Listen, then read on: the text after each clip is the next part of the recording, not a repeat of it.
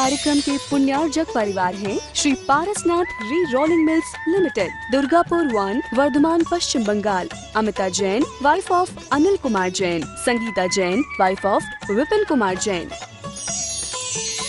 मानक चंद, कमला देवी, राकेश, नीतू, ऋषभ एवं Ayushi Musharraf, B123, Sethi colony, Jaipur, Rajasthan. Shrimati Sarla Jain, wife of Shri Padam Prasad Jain. Shrimati Savita Jain, wife of Shri Dhanendra Jain. Anshul Jain, Parul Jain, Jain store, Patparganj, Delhi. Ram Ratan, Ratni देवी पाटनी। प्रकाश चंद, सारिका पाटनी। प्राची जैन, कीर्तिश जैन एवं समस्त पाटनी परिवार। मेड़ता सिटी, जिला नागौर, राजस्थान। दिवंगत श्री मोहन लाल जी पाटनी कलकत्ता की पावन स्मृति में सौभाग्यमल राजकुमारी सुनील, संगीता, साहिल, प्रज्ञा एवं उत्सव कलकत्ता, टीकम सुशीला, नवनीत, अनामिका, विकास, श्वेता एवं सिद्धांत बेंगलोर, बाबूलाल, शकुंतला कलकत्ता, अरविंद, रेणु एवं यशवर्धन बेंगलोर। जय जिनेन्द्र यस्य स्वयं स्वभावाप्ति प्रभावे कृष्ण कर्मणः तस्मै संज्ञान रूपाय नमोस्तु परमात्मने। पंच परमेष्ठी भगवान की जय। आत्मा के स्वरूप के चिंतन की बात चल रही है। पहली ज्ञानशाला में ये बताया था चिंतन कैसे करें। अब आज फिर ये बात बता रहे हैं आत्मा है कैसी, हम अगर चिंतन करें तो उसके बारे में चिंतन किस प्रकार करें। बड़े सुंदर सुंदर श्लोक हैं। आइए श्लोक नंबर 27, पेज 32। एको हम निर्मम शुद्धो ज्ञानी योगींद्र गोचरः बाह्या संयोगजा भावा मत्तः सर्वेपि सर्वथा। आत्मा कैसा है, आत्मा का चिंतन कैसे करें। देखें, एको हम, मैं एक हूँ, अकेला हूँ, मेरा कोई साथी नहीं है। निर्ममः, ममता रहित हूँ, अर्थात संसार का कोई भी पदार्थ मेरा नहीं है। किसी पदार्थ से मेरी ममता नहीं है। ममता माने यह मेरा है। मैं निर्मम हूँ, ममता रहित हूँ। शुद्धो, शुद्ध हूँ, अर्थात द्रव्य कर्म, भाव कर्म, नो कर्म से रहित हूँ। आत्मा का स्वभाव क्या है उसकी चर्चा यहाँ हो रही है। मैं शुद्ध हूँ और ज्ञानी, ज्ञान जानने देखने वाला हूँ। और योगींद्र गोचरः, जो बड़े बड़े योगी, उनमें जो बड़े योगी हैं अर्थात जो ध्यान लगाने में श्रेष्ठ हैं, उनके द्वारा मैं देखा जाता हूँ, उनके द्वारा जाना जाता हूँ। और आगे देखिए, बाह्या संयोगजा भावा, संयोग से उत्पन्न अन्य जितने भी पदार्थ हैं, मेरी पत्नी, बच्चे, घर गृहस्थी, मकान, माता पिता आदि सब, ये सब संयोग से उत्पन्न होने वाले जो पदार्थ हैं, ये सर्वे अपि, ये सभी भी, सर्वथा माने हर तरह से, मत्तः माने मुझसे भिन्न है। मेरा कोई नहीं, चाहे मेरा बेटा हो, चाहे मेरी पत्नी हो, चाहे मेरे माता पिता, इनकी बात छोड़ो, चाहे मेरा शरीर क्यों नहीं हो, कोई भी हो, लेकिन नहीं, वो मुझसे भिन्न है। फिर एक बार देखें अच्छी तरह, आत्मा का स्वरूप क्या चिंतन करना है। जब आत्मचिंतन करते हैं तो क्या चिंतन करते हैं। एको हम, मैं अकेला हूँ, एक हूँ। निर्ममः, ममता रहित हूँ, अर्थात कोई संसार में किसी पदार्थ से मेरा कोई संबंध नहीं। शुद्धो, मैं शुद्ध हूँ, अर्थात द्रव्य कर्म, भाव कर्म माने राग द्वेष आदि परिणाम, नो कर्म माने शरीर, इन सब से रहित शुद्ध हूँ। आत्मा के स्वभाव की चर्चा हो रही है। ज्ञानी जानने देखने वाला हूँ। और योगींद्र, जो बड़े बड़े ध्यान लगाने वाले योगींद्र आचार्य मुनिराज हैं, उनके द्वारा गोचरः, जब वे ध्यान में आते हैं, शुद्ध उपयोग में जब जाते हैं, तब वो मुझे देखते हैं, उनके द्वारा देखे जाने योग्य हूँ। और जितने भी संयोग से उत्पन्न होने वाले पदार्थ हैं, मेरा मकान, मेरा व्यापार, रुपया पैसा, शरीर आदि सब, जितने भी संयोग से उत्पन्न होने वाले भी पदार्थ हैं, सारे के सारे, ये सभी भी सर्वथा माने हर तरह से, इन ऑल रेस्पेक्ट, मुझसे भिन्न हैं। किसी का मुझसे किसी प्रकार का कोई संबंध नहीं है। मैंने माना शरीर हमेशा मेरे साथ रहता है, फिर भी ये पुद्गल है, मैं चेतन हूँ, मुझसे बिल्कुल भिन्न है। इस प्रकार आत्मा का चिंतन किया जाता है। जितने भी ये शरीर आदि बहिरंग पदार्थ हैं, क्या इनसे मेरा कोई संबंध नहीं है? चर्चा शास्त्रों में दो तरह से होती है, एक निश्चय से और एक व्यवहार से। निश्चय ने आत्मा के या द्रव्य के शुद्ध स्वरूप की बात करता है, और व्यवहार ने उसके पर्याय की, उसकी वर्तमान अवस्था की बात करता है। अगर निश्चय की अपेक्षा देखें तो ये जो अभी कहा है आचार्य ने, बिल्कुल यही है निश्चय का वर्णन। मेरा कोई नहीं, किसी पदार्थ से मेरा कोई संबंध नहीं। अब प्रश्न उठता है, क्या मेरा बेटा नहीं है? व्यवहार ने कहता है, तुमसे उत्पन्न हुआ है इसलिए तुम्हारा कहा जाता है। व्यवहार से तो है, पर निश्चय से वास्तव में बिल्कुल किसी से कोई वास्ता नहीं। व्यवहार ने अशुद्ध अवस्था की बात करता है, जब तक मेरी अशुद्ध संसारी अवस्था है तब तक मेरा इससे संबंध है, क्योंकि ये मुझसे उत्पन्न हुआ है, मेरा बेटा है। लेकिन वास्तव में निश्चय से देखा जाए, मैं अकेला हूँ, मेरा किसी से कोई संबंध नहीं। हमेशा जब भी कोई वर्णन सुने तब नए का भी विचार रखना चाहिए कि ये किस नए से कहा गया। हम यहाँ से घर जाएं या हम दुकान जाएं तो क्या हम दूसरे की दुकान पे जाते हैं या अपनी दुकान पे जाते हैं? अपनी पर ही जाते हैं। उसी का ताला खोलते हैं, उसी का खोलते हैं, दिन भर उसी पर बैठते हैं, उसी पर बैठते हैं। क्यों बैठते हैं? क्योंकि व्यवहार से वह मेरी दुकान है। तो व्यवहार ने झूठा है या सच्चा? व्यवहार ने पर्याय की अपेक्षा सच्चा है, द्रव्य की अपेक्षा झूठा है। निश्चय ने पर्याय की अपेक्षा सही नहीं है, द्रव्य की अपेक्षा सही है। अगर कोई कहेगा ये मकान आपका है, हाँ मैंने बनवाया है इसलिए मेरा है, पर वास्तव में मकान तो जड़ है, मैं चेतन हूँ। जो दोनों बातों को समझता है वही व्यवहार में कुशल हो सकता है, उसी का नाम ज्ञानी है। पंडित जी, हमारी आत्मा तो शरीर के साथ रहती है, फिर आपने अकेली क्यों कहा, एको हम क्यों कहा? आपने हमारा पहला वाला उत्तर नहीं सुना।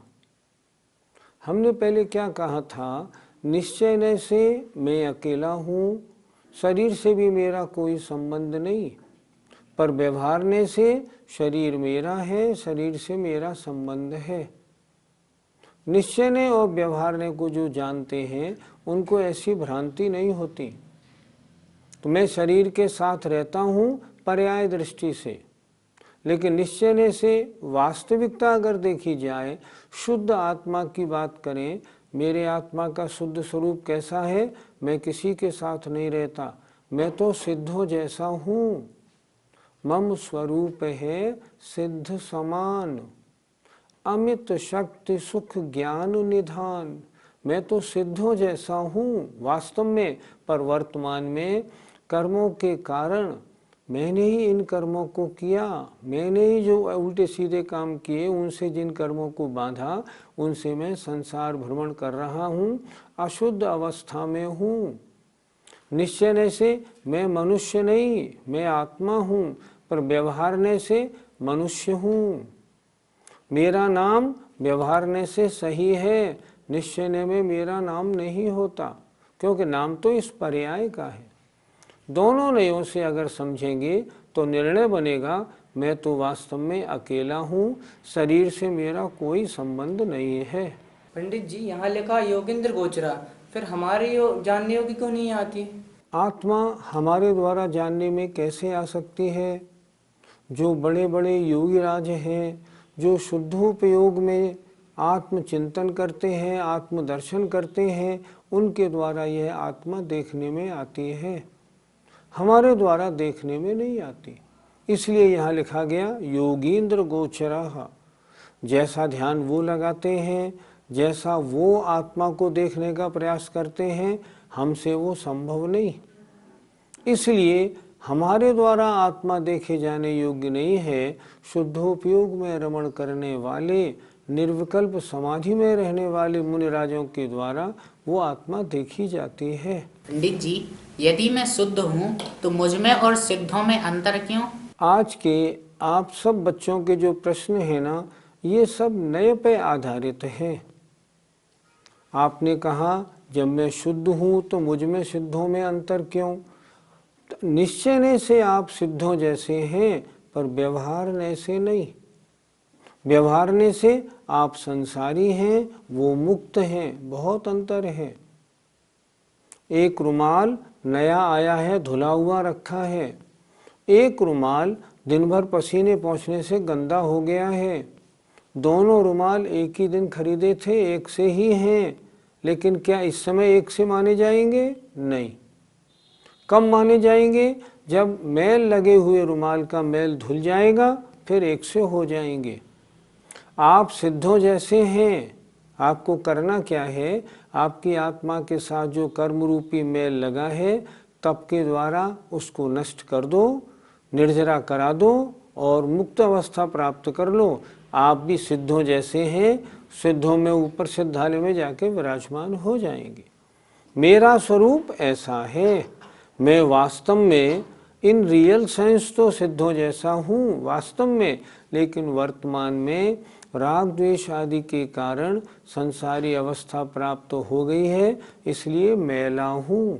ये चिंतन रखना चाहिए। शिष्य कहता है, महाराज हम संसारी जीवों को जितने ये संयोग मिले हैं, इनके कारण बड़ी व्यथाएं रहती हैं, फिर हम क्या करें? ज्ञानी को क्या करना चाहिए? तब आचार्य ने अगला श्लोक लिखा, देखें श्लोक नंबर 28। दुख संदोह भागित्वं संयोगादिह देहिनां त्यजाम्येनं ततः सर्वं मनोवाकाय कर्म भी। दुख संदोह भागित्वम, दुखों के संदोह माने समूह का भागीपना, मतलब इनका भोगना। कैसा है? संयोगात इह देहिनाम, इह माने इस लोक में, देहिनाम माने जीवों को, संयोगात संयोगों से ही है। जितनी वस्तुएं हमें इस पर्याय में ऊपर की जो मिली है ना, ये सब हमें दुख के समूह में भागी बनाती हैं। सारा दुख इनके ही कारण है। जैसे सबसे ज़्यादा दुख मिलता है शरीर के कारण, कुछ न कुछ बीमारी दुख दर्द लगा ही रहता है। और भी जितने हमारे साथ हैं ना, आचार्य कहते हैं सब स्वार्थ के हैं भीरी, सब स्वार्थ के सगे हैं, सब दुख देने वाले हैं, सुख देने वाला कोई नहीं। जितना भी परिकर हमको मिला है, क्या लिखा? दुखों के समूह का भागीपना, यह माने इस श्लोक में जीवों को संयोगात, संयोगों से है। संयोग का मतलब इस जन्म में, इस पर्याय में मुझे जितने ये पदार्थ प्राप्त हुए हैं, इनके कारण मुझे दुख मिलते हैं। ततः इसलिए त्यजामि एनम सर्वम, मैं छोड़ता हूँ इन सब को।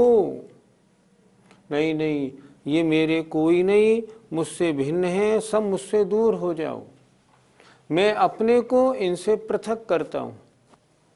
ततः इसलिए एनम सर्वम, इन सब को त्यजामि, मैं छोड़ता हूँ। कैसे छोड़ता हूँ?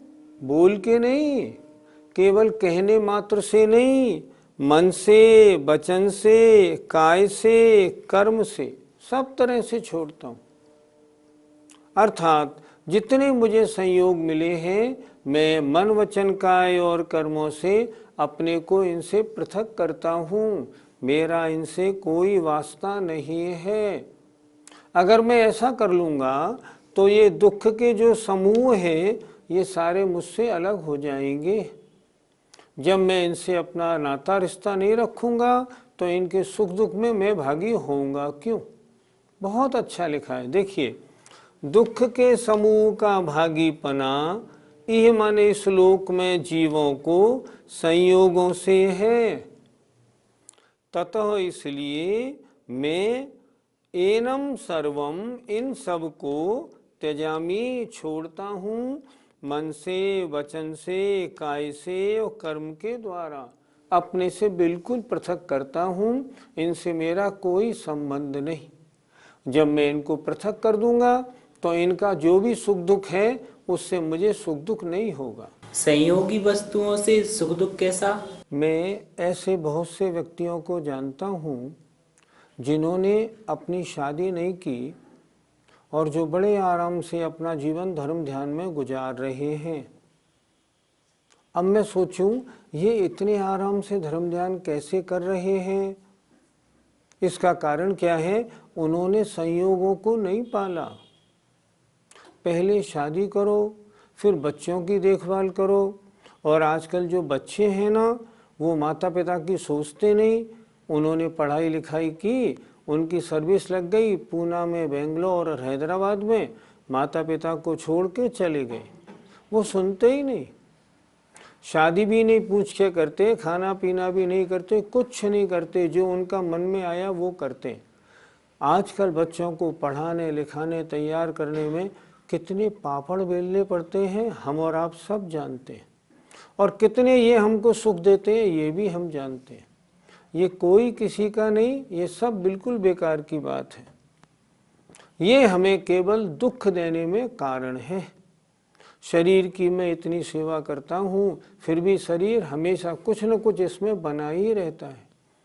जितने संयोग मुझे मिले हैं, ये धन जो मुझे मिला है महान दुख का कारण है, सुख का कारण नहीं। अगर ये सारी वस्तुएं सुख का कारण होती, ओहो, तो तीर्थंकर भगवान इनको क्यों छोड़ते? इसीलिए छोड़ा, सांसारिक सारे दुख इन्हीं के कारण हैं। इसलिए इन सब वस्तुओं को दुख का कारण मानकर जिन महात्माओं ने छोड़ दिया है, आहा, उन्होंने निराकुल सुख का आनंद लिया है। जो फंसे पड़े हैं उनका जीवन तो जीवन भर सुख दुख में ही निकल गया। पंडित जी, इन संयोगी वस्तुओं से छूटा कैसे जा सकता है? सबसे पहले तो हम वास्तविकता का परिज्ञान करें। वास्तव में ये सब वस्तुएं सुख देने में कारण है या दुख देने में? अगर हमने ये मान लिया ये दुख देने में कारण है, तो जब तक हम रहें उनके साथ रहें, समय मिलने पर उन्हें छोड़ दें और आत्म कल्याण में लग जाएं। ये तो बड़ा कठिन काम है। कठिन काम कुछ नहीं, अगर आपने निर्णय बना लिया है तो कोई कठिन नहीं। आप इतना निर्णय बना लीजिए ये सब दुख देने में कारण है, फिर छोड़ने में कुछ भी समय नहीं लगेगा। आपने तो उनको सुख देने में कारण मान रखा है, फिर कैसे? एक प्रसंग मैंने पढ़ा था वर्णी जीवन गाथा में। एक सज्जन वर्णी जी के पास आए और बोले, मेरे बच्चे मेरे साथ बड़ा दुर्व्यवहार करते हैं, मैं क्या करूं? वर्णी जी ने कहा उनको छोड़ के मेरे पास ईश्वरी आश्रम में आ जाओ, यहाँ आनंद से रहना। तो उनका कहना था छोड़ू कैसे, मेरे हैं, वो मुझे कुछ भी करें, हैं तो मेरे, नहीं नहीं मैं उन्हीं के साथ रहूँगा। दुख भी दे रहे हैं और आप छोड़ना भी नहीं चाहते हैं, तो फिर दुख दूर होगा कैसे? पहले मान्यता तो बनाएं, ये मेरे नहीं हैं। जिन्होंने मान्यता बना ली उनको दुख दुख नहीं मालूम पड़ता। उदाहरण, सनत कुमार चक्रवर्ती के शरीर में कोढ़ हुआ था, शरीर महान दुख दे रहा था। देव आया और देव ने पूछा मेरे पास दवा है, आप बोले तो मैं आपके कोढ़ को ठीक कर दूं। सनत कुमार क्या कहते हैं कि मेरा ये दुख नहीं है, इस दुख से मेरा कुछ बिगड़ने वाला नहीं, मेरा दुख तो है जन्म जरा मरण, अगर उसकी कोई दवाई हो तो दे जाओ। तो जिन्होंने शरीर को अपना नहीं माना, शरीर के दुख को भी अपना नहीं माना। अगर शरीर से उनका ममत्व भाव होता तो रोते हुए मिलते कि हाय रे हाय, शरीर में कोढ़ हो गया, कैसे ठीक हो, ये देव तुम आए हो, जल्दी से ठीक करो। पर उन्होंने वो नहीं कहा। क्यों नहीं कहा? क्योंकि उनका शरीर से ममत्व भाव नहीं था। ज्ञानी ऐसा होता है। तो फिर इनको पंडित जी मन वचन काय से कैसे छोड़ें? सबसे बड़ी बात तो पहले मन से हटाएं कि ये दुख के कारण है, इसलिए मेरा इनसे कोई वास्ता नहीं। जब मन से हट जाएंगे फिर वचन भी यही कहेगा इनसे मेरा कोई वास्ता नहीं। और शरीर से आप दूर रहेंगे ही रहेंगे उनसे, जैसे सनत कुमार चक्रवर्ती रहते थे, उन्हें कोई लेना नहीं। मन जैसा बोलता है वचन काय तो वैसा ही करते हैं। एक बार श्रद्धान बना लिया ये सब सांसारिक संयोगी वस्तुएं दुख के कारण है, बस वैराग्य का काम शुरू हो गया। फिर घर में रहने का क्या काम बनता है? नहीं बनता, और सुख प्रारंभ हो जाता है। मान्यता बनाई और सुख हुआ। एक छोटा सा एग्जाम्पल हम सब ने सुना भी होगा। एक मकान में आग लगी तो मकान का स्वामी बड़ा बिल्कुल दुखी नहीं हुआ। क्यों? ये मकान उसने कल ही बेचा था, इसलिए अगले आग लग रही है तो लगने दो, मुझे कोई दुख नहीं। इतने में उनका बेटा आया और बोला पिताजी अपना मकान जल रहा है। पिताजी बोले बेटा ये तो कल बिक गया। बोले नहीं, कल हम रजिस्ट्री कराने गए थे, कल रजिस्ट्री नहीं हो पाई, अभी तो हमारा ही है, हमारा ही है। सुनते ही अब पिताजी जोर से रोने लगे। तो दुख का कारण क्या बना? ममत्व परिणाम। इसलिए ममत्व अगर छूटा तो सुख दुख दोनों छूट जाते। फिर तो जो चक्रवर्ती बड़े बड़े महाराजा हैं उनको तो बड़ा भारी दुख होता होगा। भरत चक्रवर्ती की कथा आदि पुराण में पढ़ लो, उनमें क्या लिखा है स्पष्ट। भरत चक्रवर्ती कहते हैं ना, भरत घर में वैरागी, दिखाने के लिए घर में रहते थे, पर उनका किसी से कोई संबंध और कोई वास्ता अंतरंग से नहीं था। छेडाला की 2 पंक्ति हैं, सम्यक दृष्टि घर में कैसे रहता है, गेही पे गृह में न रचे। घर में रहता है, घर में रचता पचता नहीं। ज्यों जलते भिन्न कमल है, जैसे कमल पानी में रहता है लेकिन उसमें पानी नहीं लगता। नगर नारी को प्यार यथा, वेश्या प्रीति दिखाती है, वास्तव में प्रीति नहीं करती। और जैसे सोने की अंगूठी कीचड़ में पड़ी हुई भी सोना अलग रहता है, कीचड़ अलग, उसी तरह सम्यक दृष्टि गृहस्थी में तो रहता है, पर उसको ये मालूम है ये सब दुख संदोह भागित्वम, इसलिए मन वचन काय से स्वीकार नहीं करता। उसका अंतरंग बोलता है ये तो मुझे कर्म के उदय से मिले हैं। और जो पहले एक कारिका आई थी ना, जैसे पेड़ पर पक्षी बैठते हैं और समय पूरा होने पर उड़ जाते हैं, उसी तरह अपने अपने इतने इतने समय के लिए मिले हैं, कर्म उदय जैसा होगा सब अपने आप चले जाएंगे, मेरा न कोई है न कोई होगा। और उनकी ये मान्यता बड़े सुख की कारण होती है। हम क्या करें? हम ये करें, गृहस्थी में अगर रहते हैं तो रोज चिंतन रखें, दूर मत जाओ। इष्टोपदेश की इस कारिका को याद रखना है।